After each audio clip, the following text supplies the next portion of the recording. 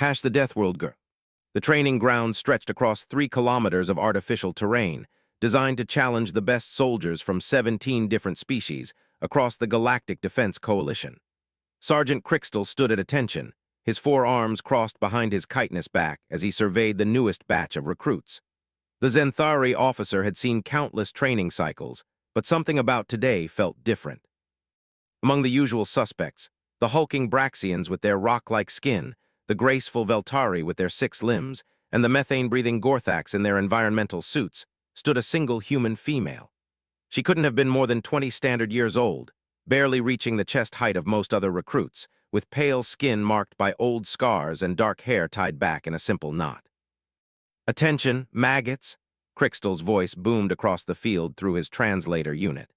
"I am Sergeant Crixtel of the Zenthari Defense Corps. For the next 6 cycles, I will be responsible for determining whether you pathetic excuses for soldiers are worthy of defending our great coalition." The recruits snapped to attention with varying degrees of success. The human girl, designated on his roster as Terra 7, Sarah Chen, stood perfectly still, her green eyes fixed straight ahead. Had read her file 3 times, certain there had been some mistake. Earth was classified as a Class 12 Deathworld, making it one of the most dangerous planets in known space, but surely the Coalition wouldn't actually recruit from such a nightmare realm. "Today we begin with basic endurance trials," Crixtel announced, gesturing with one of his arms toward an obstacle course that had broken seasoned warriors. "The standard requires completion in under 15 standard minutes. Most of you will fail. Some of you will require medical attention. If you're lucky, none of you will die on my watch." A Braxian named Thok raised his massive arm. "Sergeant, what about environmental adjustments? Some of us require different atmospheric conditions." "The battlefield doesn't care about your comfort, Recruit Thok. In real combat, you fight in whatever conditions present themselves." Crixtel's compound eyes swept across the group. "However, since this is practice, not battle, environmental suits and breathing apparatus are permitted." That's when the human girl spoke up, her voice clear and steady despite her small stature. "You're wrong about that, Sergeant." The entire training ground fell silent. Several recruits gasped audibly. In Crixtel's 12 years of military service, no one had ever contradicted him so directly, especially not a recruit on the first day. His mandibles clicked together in agitation as he turned his full attention to the small human. "Excuse me, Recruit Terra 7, did you just tell me I was wrong?" Sarah Chen didn't flinch under his gaze. "Yes, Sergeant, you said this is practice, not battle. But on my world we have a saying, you fight like you train. If we're not pushing ourselves to the absolute limit in practice, we're not preparing for real combat. We're just playing pretend." Murmurs rippled through the other recruits. A few of the larger species chuckled, clearly amused by the tiny human's audacity. Felt his secondary heart rate increase, a sure sign of rising irritation. "Is that so, Recruit? And what exactly do you know about combat coming from your little blue planet?" Sarah's expression didn't change, but something shifted in her eyes. "Earth might be small compared to some worlds, but it's taught me that survival isn't about size or strength alone. It's about adaptability, determination, and never giving up, no matter how bad things get." Before Crixtel could respond, another recruit interrupted. Zephyr, a Veltari with an aristocratic bearing, let out a musical laugh. "How adorable! The little Deathworlder thinks she understands warfare because she survived whatever primitive conflicts occur on her backwater planet." The tension in the air became palpable. Crixtel noticed that Sarah's hands had unconsciously curled into fists, though she maintained her rigid posture. He also noticed something else. Several of the other recruits were now watching the exchange with keen interest, sensing potential drama. "Perhaps," Crixtel said slowly, "Recruit Terra 7 would like to demonstrate these superior training methods from her homeworld." "I'd be happy to, Sergeant." "Excellent. You'll run the course first, without any environmental assistance. Set the standard for your fellow recruits." Crixtel's mandibles spread in what other species had learned to recognize as a predatory grin. "And since you're so confident about real combat conditions, you'll run it wearing full combat gear." This drew more murmurs from the crowd. Full combat gear included a 50-kilogram equipment pack, weapon systems, and armor plating. Most species required mechanical assistance to even move under such weight. Sarah nodded once. "Understood, Sergeant." As the equipment was brought forward, Crystal found himself curious despite his irritation. He'd studied reports about Deathworlders, but had never actually served alongside one. The scientific data suggested they were remarkable adaptive, but surely those reports were exaggerated. No species could evolve under the hellish conditions described in Earth's planetary survey. The armor technician, a small Kithrak, began fitting Sarah with the gear. The chest plate alone weighed 15 kilograms, designed for species with much larger frames. As each piece was added, Crystal expected to see her buckle under the weight. Instead, she adjusted her stance and breathing, distributing the load with practiced efficiency. "This is going to be entertaining," Zephyr whispered to his companion, loud enough for others to hear. "Watch how quickly the little human realizes she's in over her head." Once fully equipped, Sarah stood at the starting line of the obstacle course. The course itself was a nightmare of challenges, vertical climbs, underwater sections, maze-like corridors filled with simulated enemy fire, and physical barriers that required both strength and endurance to overcome. Most recruits completed it in 12 to 15 minutes. The current record, held by a Braxian champion, was 8 minutes and 37 seconds. "The course is 3 kilometers long with 17 distinct obstacles," Crystal announced. "You will be timed, you will be monitored. If you require assistance, signal immediately. Medical teams are standing by." He paused, looking directly at Sarah. "Are you certain you wish to proceed, Recruit Terra 7? "Ready when you are, Sergeant." Crystal raised his arm, then dropped it sharply. "Begin." Sarah exploded into motion with a speed that caught everyone off guard. Despite the massive weight of her equipment, she sprinted toward the first obstacle, a 12-meter vertical wall with minimal handholds. Most recruits approached such barriers cautiously, testing each grip. Sarah hit the wall at a full run, using her momentum to carry her up the first few meters before settling into a steady climbing rhythm. "Impossible," breathed Thok, the Braxian. "She should be exhausted already under that load." But Sarah wasn't slowing down. She crested the wall and disappeared over the other side. Through the monitoring stations, Crystal watched her navigate the second obstacle, a pit filled with thick, viscous fluid that simulated swampland conditions. Most recruits struggled through the substance, but Sarah moved through it like she'd been born in similar terrain. "Her technique is all wrong," Zephyr commented. "She's using too much energy too quickly. She'll burn out before the halfway point." Crystal found himself hopping the arrogant Veltari was wrong. There was something about the small human's determination that reminded him of his own early days in the military, when senior officers had doubted his capabilities due to his species' typically scholarly nature. The third obstacle was a maze filled with automated weapons that fired non-lethal but painful energy bolts. The standard approach was to move slowly and carefully, using cover to avoid detection. Sarah did something completely different. She studied the pattern of fire for exactly 30 seconds, then sprinted through the maze in a seemingly suicidal dash, twisting and diving with impossible precision to avoid every shot. "She's predicting the firing patterns," Crystal realized aloud.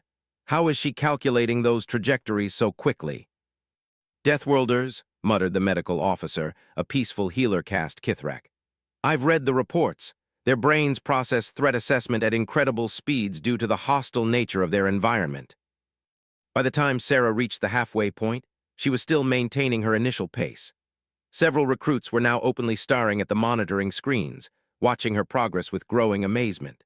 She navigated a rope bridge while under simulated artillery fire, crawled through a tunnel system designed to test claustrophobia responses, and somehow managed to solve a complex puzzle lock while hanging upside down from a climbing apparatus. "Her heart rate isn't even elevated," the medical officer reported, scanning his instruments with disbelief. "According to these readings, she's operating well within her normal parameters." The final obstacle was the most challenging, a simulation of ship-to-ship boarding combat in zero gravity. Most recruits struggled with the disorientation and complex three-dimensional movement required. Sarah adapted within seconds, using the walls, ceiling, and obstacles as launch points in a fluid dance that would have impressed veteran space marines. When she crossed the finish line, the timer read 6 minutes and 43 seconds. The training ground fell absolutely silent. Even the automated system seemed to pause in shock.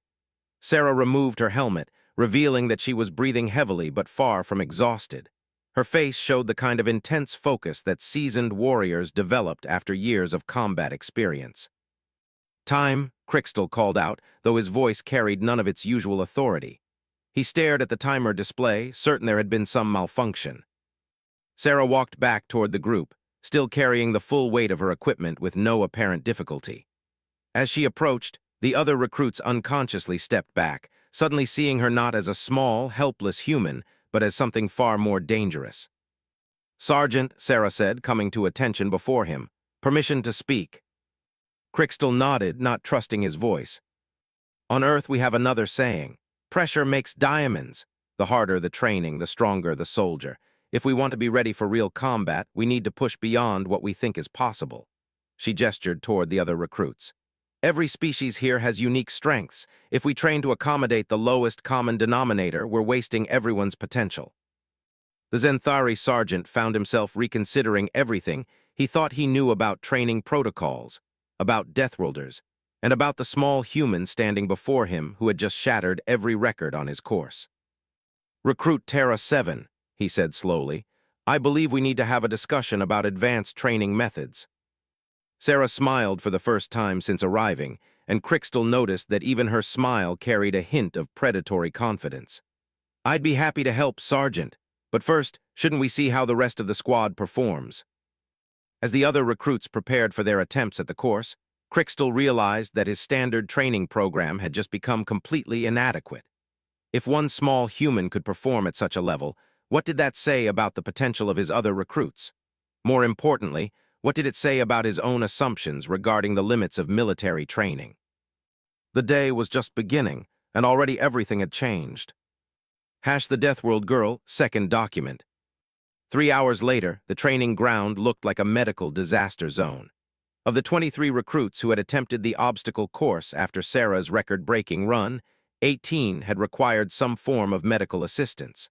4 had been evacuated to the base hospital, and 2 had formally requested transfer to non-combat positions. Crystal stood in his temporary office, reviewing the day's reports with growing concern. In 12 years of training soldiers, he had never seen such a catastrophic failure rate. The worst part was that several of the injuries had occurred because recruits attempted to match Sarah's pace and technique, resulting in exhaustion, muscle strain, and in one case, a complete cardiovascular collapse. A soft chime indicated someone requesting entry. "Come," he called out, not looking up from his data pad. Sarah Chen entered, having changed from her combat gear into standard-issue training fatigues. Despite her earlier exertion, she appeared completely fresh, with no signs of fatigue or strain. This only added to Crystal's growing list of concerns about human physiology. "Sergeant, you wanted to see me." "Sit, Recruit Terra 7. Crystal gestured to a chair designed for smaller species. "We need to discuss what happened today." Sarah settled into the chair with fluid efficiency. "The other recruits pushed too hard trying to match my time. I should have warned you that might happen." "You should have warned me." Crystal's compound eyes focused on her with sharp intensity. "Are you suggesting you knew this would occur?" On Earth, military training has strict progression protocols. You don't put a civilian on an expert course on their first day. The human recruits I trained with back home started with basic conditioning that took months to complete. Sarah leaned forward slightly. "Sergeant, what's the average planetary gravity for Coalition member worlds?" The question seemed random, but Crystal answered anyway. "Standard Coalition gravity is 0.83 Earth normal. Most member worlds range between 0.6 and 1.1 Earth standard. Earth's gravity is 1, obviously, but that's just the baseline. I grew up in the Colorado mountains at 2,400 meters elevation, where the air has 30% less oxygen than sea level. My high school was built into a mountainside where we climbed vertical rock faces just to get to classes." Sarah's expression remained matter-of-fact, as if she were discussing weather patterns. "Before I enlisted, I spent 2 years working construction in the Australian outback, where daily temperatures hit 50 degrees Celsius, and we had to watch for venomous snakes, spiders, and hostile wildlife that could kill you in dozens of different ways." Crystal found himself leaning back unconsciously. The more he learned about Earth, the more the Deathworld classification seemed like an understatement. "Recruit Terra 7, are you telling me that your training course performance was normal for a human?" Sarah's pause suggested she was choosing her words carefully. I'm probably average for humans with military or outdoor experience. There are plenty of people on Earth who could have done better. The implications hit Crystal like a physical blow. If Sarah was average, what would an elite human soldier be capable of? More importantly, why hadn't the Coalition's recruitment protocols accounted for such vast differences in physical capability? Sergeant, Sarah continued, I've been thinking about what you said earlier about fighting like we train. If the Coalition is going to integrate humans into mixed species units, we need training programs that challenge everyone appropriately. Explain. Right now, your standard course is perfectly designed for most Coalition species, but it's either too easy for humans or impossible for others, depending on the specific challenge. Sarah stood and moved to the tactical display on Crystal's wall. What if we created modular training systems, different difficulty levels for different aspects of the course, allowing each species to train at their optimal challenge level while still working toward common objectives? Crystal studied the display as Sarah began sketching out her concepts. Despite having no formal training in military education, she was proposing sophisticated solutions to problems that had plagued multi-species integration for decades. This would require completely redesigning our training infrastructure, he pointed out. Not completely. You'd modify existing systems and add scaling factors. For example, the obstacle course I ran today. For humans, you'd add weight, reduce time limits, or introduce more complex variables. For species with different strengths, you'd adjust other parameters. Everyone gets challenged appropriately, everyone improves. Before Crystal could respond, his communication system activated. Sergeant Crystal, please report to command immediately, Priority Alpha. Priority Alpha meant the base commander wanted to see him personally, which never happened for routine training issues. Felt his secondary stomach clench with anxiety. Recruit Terra 7, return to your barracks. We'll continue this discussion later. The command center was bustling with activity when Crystal arrived. Officers from multiple species moved between workstations, their expressions tense with barely controlled urgency. At the center of it all stood Commander Vexhai, a massive Drachnori whose scale-covered hide bore the scars of numerous combat operations. Sergeant Crystal reporting, Commander. At ease, Sergeant. Commander Vexhai's voice rumbled like distant thunder. I've been reviewing your training reports from today, specifically the performance metrics for your human recruit. Yes, Commander, there were some unexpected results. Unexpected is one way to put it. Commander Vexhai gestured toward a holographic display showing Sarah's course run from multiple angles. Our analysis team has reviewed this footage 17 times. They're convinced there's been some kind of equipment malfunction. The equipment functioned perfectly, Commander. I verified all systems personally. Then you're telling me that a first-day recruit completed our standard obstacle course in 68% of the previous record time, while carrying full combat gear designed for species twice her mass. That is correct, Commander. Commander Vexhai was quiet for several long seconds, studying the tactical displays around the command center. Sergeant, I'm about to share classified information with you. This morning, we received intelligence suggesting possible Vexter Empire movement along our outer border systems. The Vexter Empire was the Coalition's primary enemy, a militaristic society that had been expanding aggressively for the past 50 years. Any suggestion of renewed hostilities sent ripples of concern throughout Coalition command. Sir, what does this have to do with Recruit Terra 7? 3 days ago, long-range scouts reported unusual Vexter fleet movements near the Kepler sector. Yesterday, we lost contact with forward base Zeta 9. Today, your human recruit demonstrates combat capabilities that exceed our most optimistic projections. Commander Vexhai turned to face Crystal directly. The timing is not coincidental. Are you suggesting accelerated training, Commander? I'm suggesting we might not have the luxury of standard training timelines. If the Vexter are planning something significant, we need every advantage we can get. The commander paused, his expression growing more serious. I'm also suggesting that your human recruit might be exactly the kind of advantage we need. Felt a chill run down his chitin-covered spine. Commander, she's been here for 1 day. Regardless of her physical capabilities, she hasn't had tactical training, advanced weapons systems exposure, or multi-species coordination experience. which is why I'm authorizing an experimental training program, effective immediately. You'll accelerate Recruit Terra 7's training timeline and begin integration with our advanced tactical units. I want her combat ready in 2 weeks instead of 6 months. Sir, that's impossible. No one can absorb that much training in such a short time. No one from a standard coalition world, perhaps. Commander Vexhi's expression carried a hint of anticipation. But we're not dealing with a standard recruit, are we? As if summoned by their conversation, an aide approached with urgent communications. Commander, we're receiving a distress signal from the Titan mining colony.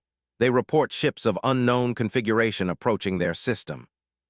The command center erupted into controlled chaos as officers began preparing response protocols. Commander Vexhi turned back to Crystal with grim determination. Sergeant, your experimental training program just became operational priority. Get your human recruit ready for real combat, because theoretical scenarios may become reality much sooner than any of us anticipated. Crystal saluted and hurried back toward the training facilities, his mind racing with possibilities and concerns. As he walked, he passed the barracks where the day's recruits were recovering from their efforts. Through one window, he could see Sarah Chen sitting calmly on her bunk, reading what appeared to be advanced tactical manuals that weren't supposed to be available to first-day recruits. When she noticed him watching, she looked up and nodded respectfully. In that brief moment, Crystal saw something in her eyes that hadn't been there during the morning's training. It was the look of a predator who had sensed potential prey, the expression of a warrior who was preparing for a fight. For the first time since reviewing Sarah's planetary origin files, Crystal found himself grateful that humans were on the Coalition's side. The alternative was a prospect too frightening to contemplate. As he entered his office to begin planning the most intensive training program in Coalition military history, Crystal reflected on an old Zenthari proverb. Sometimes the smallest weapons prove to be the deadliest. He had a feeling he was about to discover just how accurate that ancient wisdom could be. The next morning would bring challenges none of them were prepared for, and the fate of multiple star systems might well depend on how quickly a small human girl could master the art of galactic warfare. The Deathworld Girl, third document. The advanced tactical training facility hummed with energy as Sarah Chen stood before a holographic display showing ship schematics, weapon systems, and tactical formations that would normally take months for recruits to even access. It had been 72 hours since Commander Vexhi had authorized the experimental program, and the results were defying every prediction. Recruit Terra 7, called out Lieutenant Zarthek, the weapons systems instructor. Identify the primary weakness in this Vexter destroyer configuration. Sarah studied the rotating hologram for exactly 12 seconds. The shield generators are positioned to protect against frontal assault, but they're creating a 67-degree blind spot near the port engine manifold. A small fighter could exploit that gap with precise timing. Lieutenant Zarthek's 4 eyes blinked in sequence, a sign of surprise among his species. Correct. How did you calculate the angle so quickly? Earth military doctrine emphasizes rapid threat assessment. We call it battlefield geometry, understanding spatial relationships under pressure.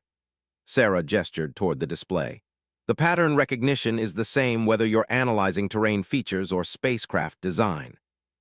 Sergeant Crystal watched from the observation deck, still struggling to process what he was witnessing. In 3 days, Sarah had absorbed tactical information that normally required months of study. She wasn't just memorizing data. She was demonstrating genuine understanding and applying principles from her own world's military experience to completely alien technologies. Next scenario, Lieutenant Zarthek announced. The hologram shifted to show a complex fleet engagement with dozens of ships in multiple formations. Coalition forces are outnumbered 3-1. Standard doctrine would recommend withdrawal. What do you suggest? Sarah was quiet for nearly 30 seconds, studying the tactical situation from multiple angles. When she spoke, her voice carried the confident authority of a seasoned strategist. Standard doctrine assumes conventional engagement parameters, but if the coalition forces have superior individual ship performance, we could use a technique we call force multiplication through tactical dispersion. Break the fleet into small, fast-moving units that hit specific targets simultaneously, creating the illusion of a much larger force while preventing the enemy from concentrating their firepower.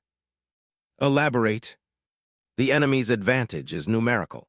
Their weakness is coordination, commanding that many ships effectively requires predictable formations and communication protocols. If coalition units attack from multiple vectors simultaneously, targeting command vessels and communication relays, you disrupt their coordination advantage while maximizing the impact of our technological superiority. Lieutenant Zarthek looked toward Sergeant Crixtel with an expression that bordered on amazement. Sergeant, this recruit is proposing strategies that aren't taught until advanced officer training.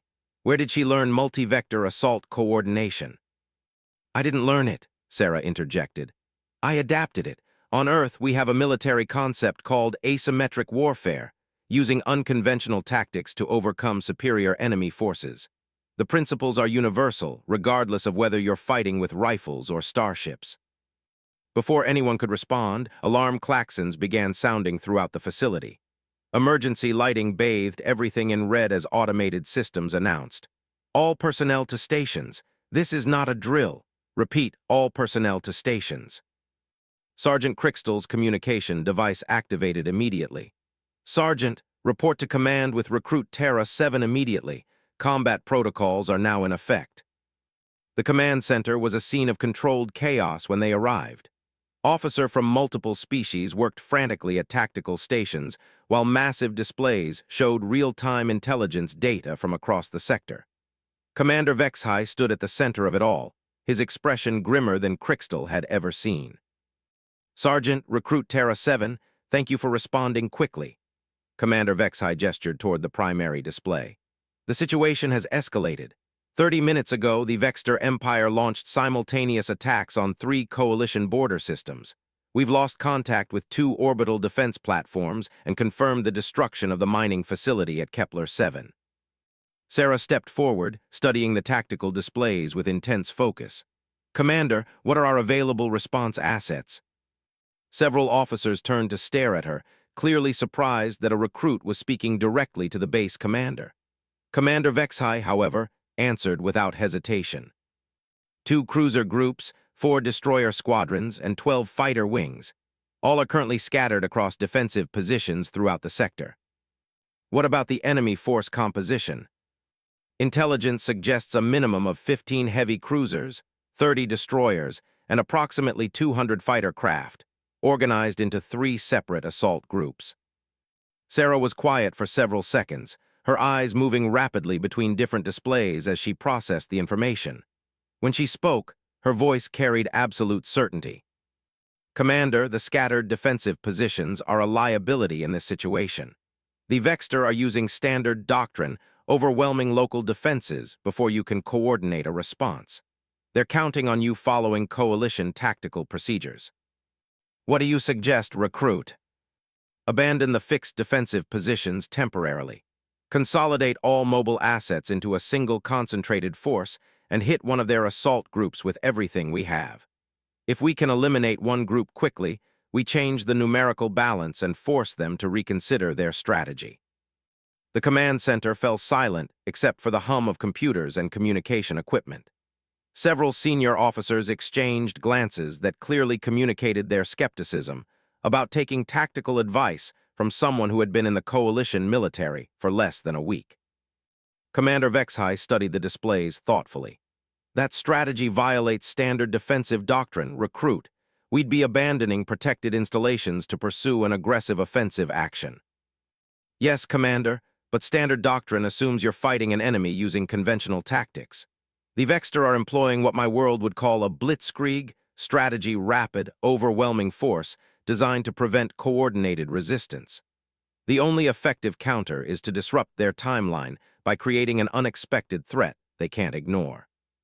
Lieutenant Commander Sector, the base's chief tactical officer, stepped forward. Commander, with respect, we cannot base strategic decisions on theories from a pre-spaceflight civilization. The recruit has no experience with actual fleet combat. Sarah turned to face the lieutenant commander directly. You're right that I haven't fought in space before, but I've studied every battle report in your tactical database for the past 3 days, and the Vexter used the same basic principles that Earth's military forces mastered centuries ago. Superior firepower and numerical advantage only work if you can bring them to bear effectively. Prove it, Lieutenant Commander Sector challenged. Sarah moved to the tactical display and began manipulating the holographic interface with surprising skill. Here's what the Vexter expect to happen. The display showed coalition forces being defeated in detail as the enemy concentrated overwhelming force against isolated defensive positions. And here's what happens if we consolidate an attack. The display shifted to show coalition forces achieving local superiority against one enemy group, destroying it quickly, then repositioning to engage the remaining forces. The key is timing and speed of execution. If we hit them hard and fast, they'll be forced to choose between continuing their current operation and responding to our threat. Either choice gives us a tactical advantage.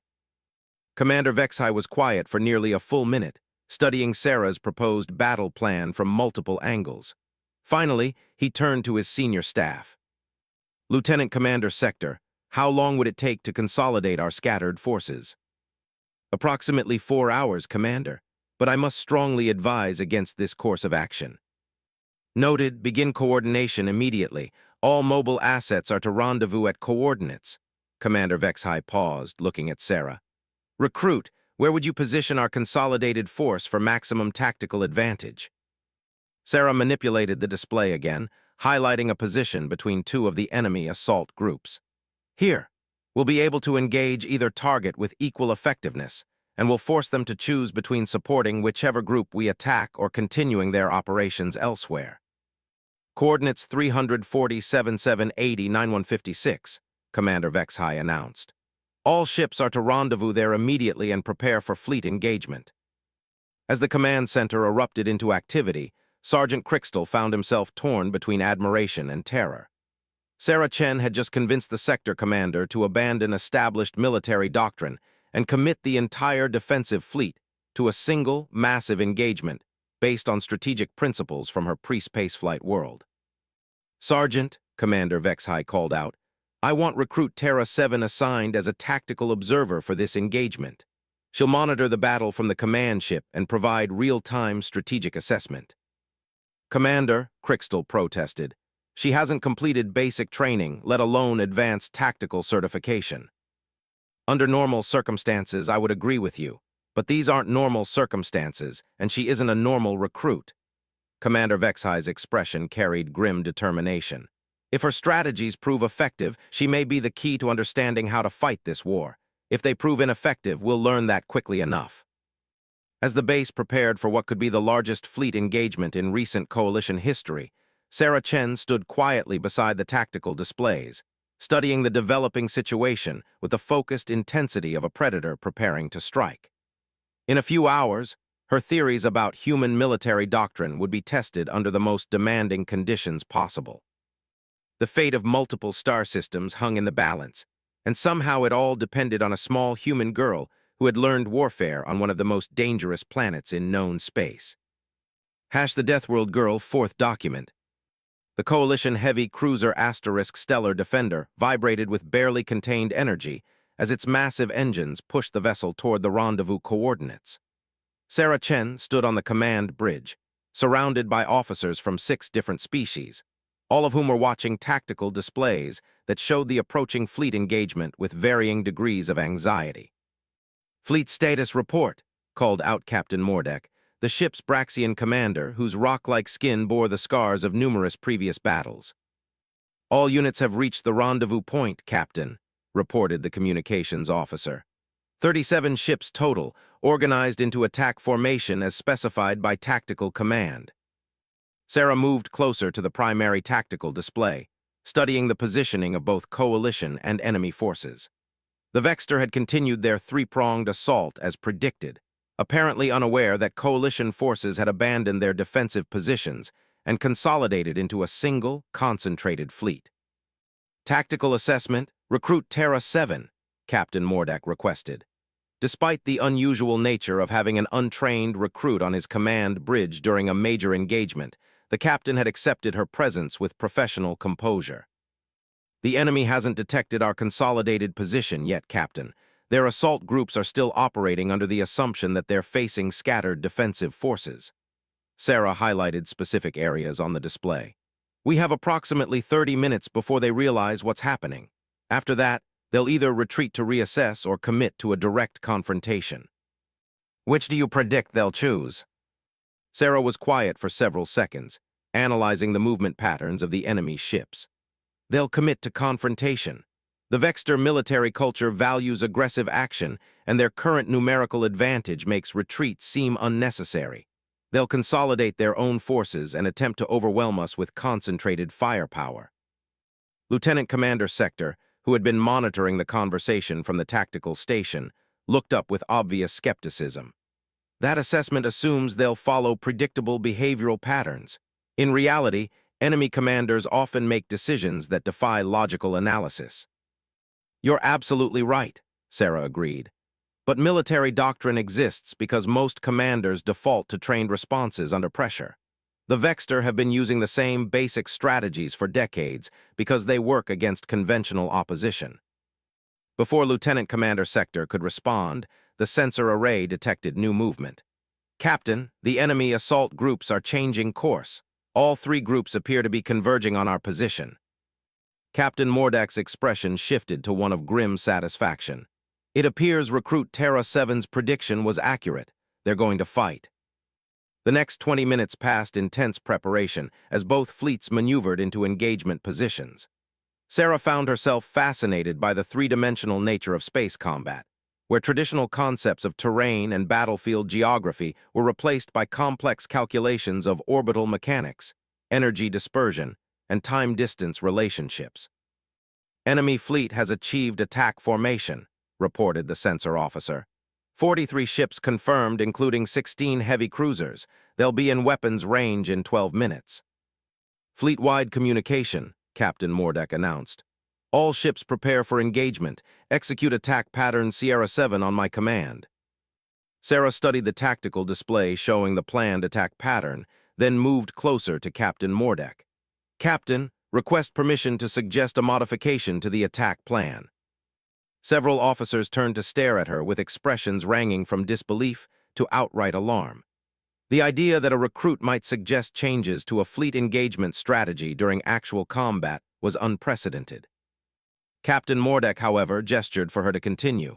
Explain quickly, recruit. The current plan calls for a traditional line formation engagement, which plays to the enemy's numerical advantage. Instead, what if we use the fact that they don't know our actual capabilities? Sarah manipulated the tactical display to show an alternative formation.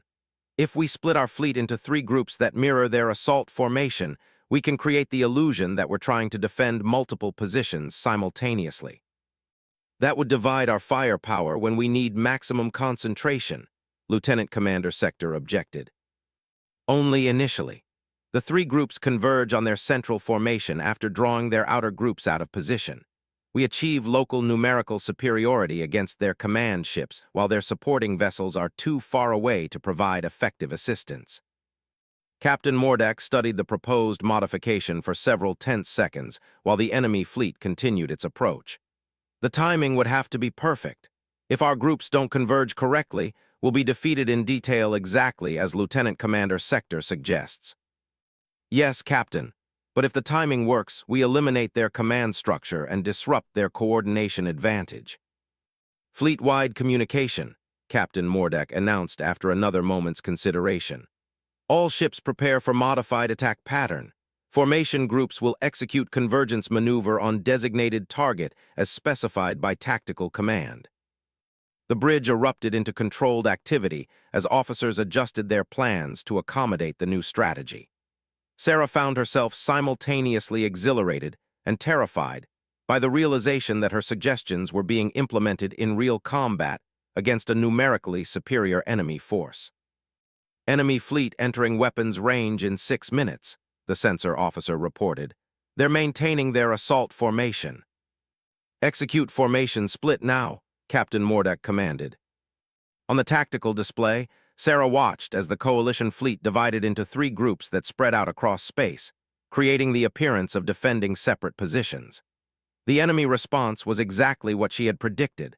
Their three assault groups adjusted course to engage what they perceived as isolated coalition forces. Enemy groups are taking the bait, reported the communications officer. They're spreading their formation to engage our separated groups. 5 minutes to weapons range. All groups report ready for convergence maneuver. Sarah watched the tactical display with intense focus, calculating distances and timing factors in her head. The enemy ships were moving into the predicted positions, but the margin for error was becoming increasingly narrow. Now, she said quietly, "All groups execute convergence now," Captain Mordek commanded. The tactical display exploded into motion as 3 coalition groups suddenly changed course and converged on the central enemy formation. For several crucial seconds, the Vexter command ships found themselves facing the concentrated firepower of the entire coalition fleet, while their supporting vessels were too far away to provide assistance. "All ships open fire," Captain Mordek commanded. The Stellar Defender shuddered as its main weapon systems discharged massive amounts of energy toward the enemy formation.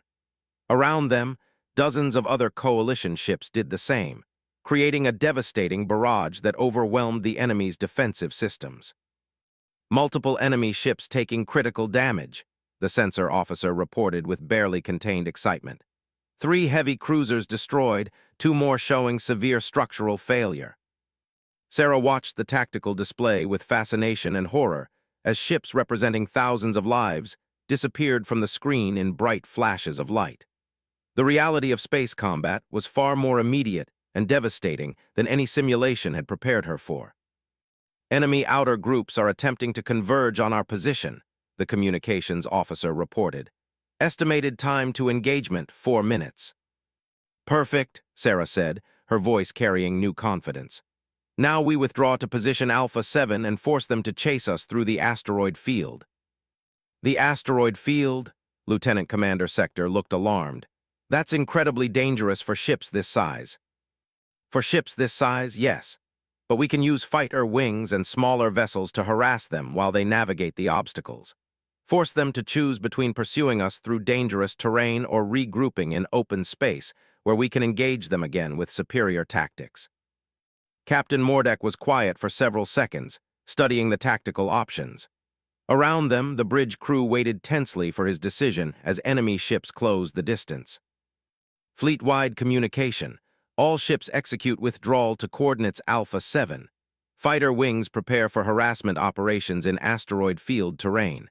We're going to make them work for every meter of space." As the coalition fleet began its tactical withdrawal, Sarah realized that everything had changed. She was no longer a recruit observing training exercises or theoretical scenarios. She was a strategic advisor in the middle of the largest fleet engagement the sector had seen in years, and her suggestions were directly influencing the outcome of battles that would determine the fate of multiple star systems. The war was just beginning, and somehow a small human from a Deathworld had become one of the Coalition's primary tactical assets. The implications of that realization were both thrilling and terrifying, especially as enemy ships followed them into the asteroid field, where the next phase of the battle would test every principle she had learned about warfare on Earth. The Deathworld Girl, 5th document. The asteroid field designated Alpha 7 stretched across thousands of cubic kilometers of space, filled with rocky debris ranging from pebble-sized fragments to massive chunks of stone larger than battleships. As the Coalition fleet navigated through the treacherous terrain, Sarah Chen stood at the tactical station watching enemy ships struggle to maintain formation while avoiding collision with floating obstacles. "Enemy fleet has entered the asteroid field," reported the sensor officer. "They're having significant navigation difficulties. 2 destroyers have already collided with large asteroids and sustained serious damage." Captain Mordek nodded grimly. "Fighter wing status report." "All squadrons deployed and executing harassment operations as planned," came the response from the flight operations officer. "Enemy ships are forced to divert significant defensive firepower to deal with small craft attacks." Sarah watched the tactical display with growing satisfaction. Her strategy was working exactly as predicted. The enemy's numerical advantage was meaningless when they couldn't bring their ships to bear effectively, and the constant threat of collision was forcing them to split their attention between navigation and combat. "Captain," she said quietly, "now would be an optimal time to execute the final phase." Explain. The enemy ships are strung out in a long column as they navigate through the asteroid field. Their lead ships are taking damage from our fighters, but their rear ships can't provide support without risking collision. If we position our heavy ships at the exit point of the field, we can engage each enemy ship individually as it emerges. Lieutenant Commander Sector looked up from his station with an expression that had shifted from skepticism to grudging respect.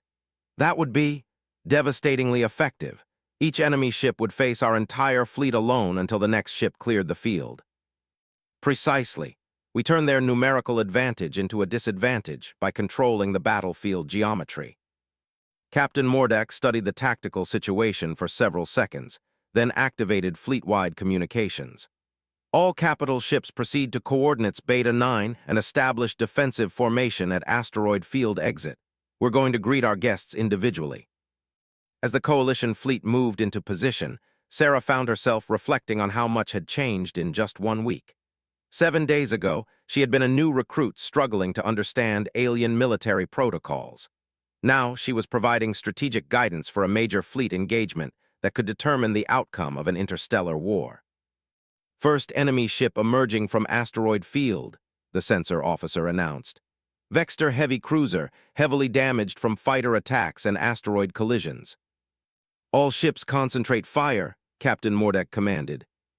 The lone enemy cruiser lasted less than 30 seconds against the concentrated firepower of the entire coalition fleet. As its wreckage drifted into space, the second enemy ship emerged from the field, equally damaged and equally doomed. This is working better than I anticipated, Captain Mordek observed. How many enemy ships remain in the field? Sensors show 23 ships still navigating the asteroid maze. At current emergence rate, we should have eliminated the entire enemy force within 2 hours. Sarah nodded, but something was troubling her. Captain, this is going too well. Military commanders don't usually persist in tactics that are obviously failing unless they have no alternative or they're planning something unexpected. What do you suggest? Long-range sensors. Check for additional enemy forces that might be approaching our position.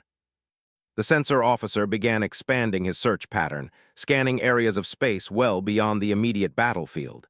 For several minutes, the results showed only empty space and distant stellar phenomena. Then his expression changed dramatically. Captain, I'm detecting multiple hyperspace signatures approaching from the outer system. Configuration suggests at least 40 ships, possibly more. The bridge fell silent except for the hum of electronic systems. Captain Mordek's rock-like features showed no emotion, but Sarah could see the tension in his posture. Time to arrival. Approximately 90 minutes at current speed. Sarah felt her heart rate increase as she realized the implications. Captain, we've been fighting a delaying action. The ships in the asteroid field were never meant to defeat us. They were meant to keep us occupied while the main enemy force positioned for a decisive engagement. Tactical assessment, recruit Terra 7. What are our options? Sarah studied the displays showing both the enemy ships still trapped in the asteroid field and the much larger force approaching from deep space. The mathematics of the situation were brutally clear. We can't fight both forces effectively. If we stay here to finish off the ships in the field, the approaching fleet will catch us in a disadvantageous position. If we withdraw now, the ships in the field will eventually escape and rejoin the main force. So we're trapped. Not trapped, but we need to think differently about victory conditions. Sarah moved to the tactical display and began highlighting different areas of space. Captain, what if winning this battle isn't about destroying every enemy ship? What if it's about demonstrating that coalition forces can successfully counter Vector tactics? Lieutenant Commander Sector looked puzzled. Explain. We've already proven that concentrated coalition forces can defeat scattered enemy formations. We've demonstrated that human tactical principles can be successfully adapted to space combat. Most importantly, we've shown that the Vector's numerical advantages can be negated through superior strategy and battlefield control. Captain Mordek was quiet for several seconds. You're suggesting we withdraw. I'm suggesting we declare victory and leave while we're ahead. The approaching enemy fleet will find wreckage from their advance force and evidence that coalition tactics have evolved beyond their expectations. That intelligence will force them to reconsider their entire strategic approach. And if they pursue us, then we've drawn them away from their original targets and disrupted their operational timeline. Either way, we achieve strategic objectives that are more valuable than the tactical goal of destroying every enemy ship in this engagement. The captain studied the tactical displays while enemy ships continued emerging from the asteroid field and being systematically destroyed by coalition firepower. Finally, he activated fleet-wide communications. All ships prepare for tactical withdrawal. We've accomplished our objectives here. Time to take our victory and return to base. As the coalition fleet began its withdrawal from the battle zone, Sarah watched the tactical displays showing the approaching enemy reinforcements. In 90 minutes, they would arrive to find the wreckage of their advance force and no trace of the coalition ships that had destroyed them. "Recruit Terra 7, Captain Mordek said as the fleet entered hyperspace. "I believe you've demonstrated that human military doctrine has significant applications to galactic warfare." "Thank you, Captain, but I think the real lesson is that effective tactics are universal. The principles I learned on Earth work in space because warfare is fundamentally about problem-solving under pressure, regardless of the environment." Lieutenant Commander Sector approached, his earlier skepticism completely replaced by professional respect. "Recruit, I owe you an apology. Your strategic suggestions were not only effective, they may have saved this entire fleet." Sarah nodded politely. "No apology necessary, Commander. Skepticism is healthy in military planning. I would have been concerned if you had accepted suggestions from an untrained recruit without question." As the fleet made its journey back to base, reports began arriving about the other enemy assault groups. Without the coordination provided by the force that had been destroyed in the asteroid field, the remaining Vexter operations had become confused and ineffective. Several enemy groups had actually withdrawn from coalition space entirely rather than risk further engagement without adequate support. Commander Vexhi's voice crackled through the ship's communication system as they approached their home base. "Outstanding work, all units. Intelligence reports suggest the enemy's entire offensive has been disrupted. We've achieved strategic victory across all operational sectors." Standing on the bridge of the Stellar Defender, Sarah Chen realized that everything had changed again. She was no longer a recruit, despite her official status. She had become something unprecedented in coalition military history, a human tactical specialist whose strategic thinking had proven effective against the coalition's primary enemy. More importantly, she had demonstrated that Earth's classification as a Deathworld was not just about physical danger or environmental hostility. It was about the kind of thinking that such environments produced adaptive, innovative, and relentlessly practical approaches to survival and victory. As the fleet entered orbit around their base, Sarah looked out at the stars and realized that the war with the Vexter Empire had just entered a new phase. Human military doctrine was about to be integrated into coalition strategic planning, and the galaxy was about to discover what happened when the universe's most dangerous planet began sharing its lessons about warfare with the rest of civilization. Sergeant Crixtel approached as the ship prepared for docking. "Recruit Terra 7, Commander Vexhi has requested that you report for immediate promotion to the rank of Tactical Specialist, with assignment to the Strategic Planning Division." Sarah smiled, the same predatory expression that had made Crixtel nervous during her first day of training. "I'd be honored, Sergeant. But first, shouldn't we see about getting the rest of my training class ready for advanced tactical certification? I have a feeling we're going to need every advantage we can get." As the ship docked and the crew prepared to disembark, Sarah Chen reflected on the week that had transformed her from an unknown recruit into a key strategic asset for the Galaxy Defense Coalition. The war was far from over, but for the first time since the conflict began, the Coalition had reason to believe that victory was possible. And it all started because one small human girl had dared to tell an alien sergeant that he was wrong about the relationship between practice and battle.